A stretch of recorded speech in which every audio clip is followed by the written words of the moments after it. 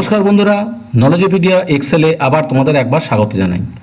আমরা এতদিন ধরে যারা MSW লোগো করছি তারা দেখেছি যে MSW লোগোতে যখন আমরা ড্রয়িং করি সেই ড্রয়িংয়ের লাইনের থিকনেস খুব সরু থাকে এবং তার বাই ডিফল্ট কালার কিন্তু ব্ল্যাক থাকে এবং আমাদের যে লোগো স্ক্রিনটা দেখা যায় সেই লোগো স্ক্রিনটাও কিন্তু থাকে সাদা। তা আমাদের ইচ্ছা হয় যে এই কালারটা যদি একটু চেঞ্জ করা যেত বা থিকনেসটা যদি একটু বাড়ানো যেত বা ব্যাকগ্রাউন্ড কালারটাও যদি একটু চেঞ্জ করা যেত। তা এই সমস্ত জিনিসের উত্তরই কিন্তু আজকে তোমরা ভিডিও টিউটোরিয়ালে পাবে, কারণ আজকে আমি দেখাবো কি করে পেনের সাইজ চেঞ্জ করা যায়, কি করে পেনের কালার চেঞ্জ করা যায় এবং কি করে ব্যাকগ্রাউন্ড কালার চেঞ্জ করা যায়। তাহলে শুরু করা যাক। তাই এর জন্য আমাদের প্রথম যেটা করতে হবে সেটা হবে এখানে সেট বলে একটা দেখো মেনু রয়েছে, এই মেনুতে আমায় ক্লিক করতে হবে। মেনুতে ক্লিক করার পরে প্রথম যে অপশানটা আসছে সেটা হচ্ছে পেন সাইজ, মানে কি আমি যে পেন আছে পেনটা আমি সরু করব না মোটা করব সেটা আমি এখান থেকে ঠিক করব। তাহলে পেন সাইজে আমি ক্লিক করলাম। পেন সাইজে ক্লিক করলে এতদিন আমরা যেটা ছিলাম বাই ডিফল্ট এই ফার্স্ট পজিশনটায় ছিলাম। দেখো এরপর আস্তে আস্তে আস্তে আস্তে লাইনগুলো মোটা হয়েছে। তা খুব মোটাটা নেবো না, দেখতে বাজে লাগবে। আমি মোটামুটি একটা মিডিল পজিশন দেখে এই 4 নম্বর যে লাইনের থিকনেসটা আছে এটাকে আমি সিলেক্ট করলাম, ক্লিক করলাম। ক্লিক করার পরে আমি এখান থেকে ওকে করলাম। ওকে করার পরে আমি একটা ছোট্ট কমান্ড দিয়ে তোমাদের দেখিয়ে দিই যে লাইনটা মোটা হলো না সরু হলো। কি করব আমরা এর আগেও সার্কেল ড্রয়িং শিখেছি, সার্কেল দিয়ে আমরা এটা দেখছি। কি কমান্ড দেবো? Repeat, REPEAT, repeat 360 third bracket open FD space 1 RT space 1 third bracket close and enter. দেখো আগের দিনে যেটা করেছিলাম সেটা কিন্তু অনেক সরু ছিল, আজকে দেখো লাইনটা অনেক মোটা হয়ে গেছে, তাই না? আমরা যদি মনে করি আরেকটু মোটা লাইন করব তাহলে আমরা কি করতে পারি? আমরা আরেকটু জায়গায় যেতে পারি। কোথায়? সেট অপশনে গিয়ে আবার পেন সাইজ, পেন সাইজে গিয়ে আরেকটু থিকনেস নিলাম, নিয়ে আমি এখানে ওকে করলাম, করে আবার সেই একই কমান্ড দিচ্ছি। এই একই কমান্ড দেওয়ার জন্য কিন্তু তোমাদের বারবার কমান্ডটা টাইপ করার দরকার নেই, এটাকে বলা হয় রিকল লিস্ট।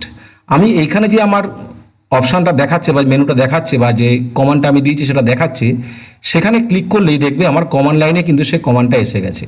যেহেতু একই জায়গায় পড়বে তার জন্য আমি একটু চেঞ্জ করে দিচ্ছি যাতে এক জায়গায় না পড়ে, একটু যাতে বড় হয় তার জন্য আমি এটাকে কী করে দিচ্ছি, আমি FD1 জায়গায় FD2 করে দিচ্ছি এবং RT1 যেরকম ছিল RT1 রাখছি। এবারে লাস্টের দিকে কারসারটায় নিয়ে এসে একটা এন্টার মারছি। তাহলে দেখো আরেকটু কিন্তু মোটা লাইন এবং আরেকটু বড় কিন্তু সার্কেলটা হলো। ঠিক আছে, এইবারে আসছি যেরকমভাবে আমরা পেনের সাইজ চেঞ্জ করলাম, এইবারে আসছি তোমরা কি করে আমি পেনের কালার চেঞ্জ করব। সেই একইভাবে সেট থেকে গিয়ে আমি দেখবো এখানে রয়েছে পেন কালার। এখানে কিন্তু ভালো করে লক্ষ্য করবে পেন কালার কথাটা, পেন কালার না। ক্লিক করলাম, ক্লিক করার পরে দেখো এটা আমাদের বাই ডিফল্ট ছিল ব্ল্যাক, এখানে দেখাচ্ছে সাদা, লাল, সবুজ, নীল, ম্যাজেন্ডা, তারপরে এখানে স্কাই কালার দেখাচ্ছে, ইয়েলো দেখাচ্ছে। তোমাদের যে কালারটা পছন্দ, ধরো রেড আমার পছন্দ, আমি এখানে ক্লিক করলাম, দেখুন রেড চলে এসছে। এবারে আমি এখানটা ওকে করলাম। ওকে করার পরে আমি আবার সেই রিপিট কমান্ডটা দিয়ে দেখাচ্ছি। তার জন্য কি করব, আমি আবার রিকল করব। আমি ওখানে ক্লিক করব, ক্লিক করলেই দেখবে কমান্ড লিস্ট থেকে এখানে কমান্ড প্রম্পটে চলে এসছে তোমার যে কমান্ডটা দিয়েছিলে সেটা। আমি এবারে আরেকটুখানি কি করছি, এর FD পোর্শনটা স্টেপটাকে আমি 2 না করে আমি আরেক পয়েন্ট বাড়িয়ে দিচ্ছি, 3 করছি।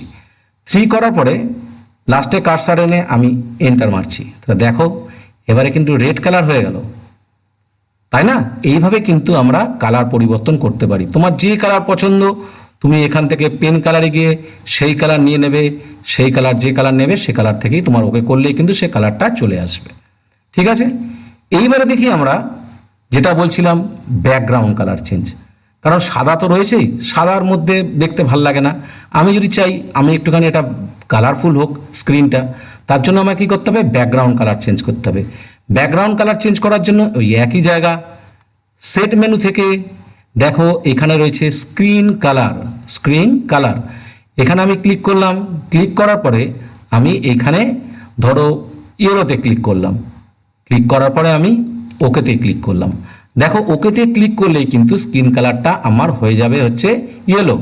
এবারে ধরো আমি আবার সেই একই কমান্ড দেখাচ্ছি, আমি এখানে ক্লিক করলাম, ক্লিক করার পরে কমান্ড প্রম্পটে চলে এসছে, কমান্ড জায়গায় যেখানে আমি কমান্ডটা দেবো সেখানে ক্লিক করলাম, ক্লিক করে আমি এন্টার মারলাম।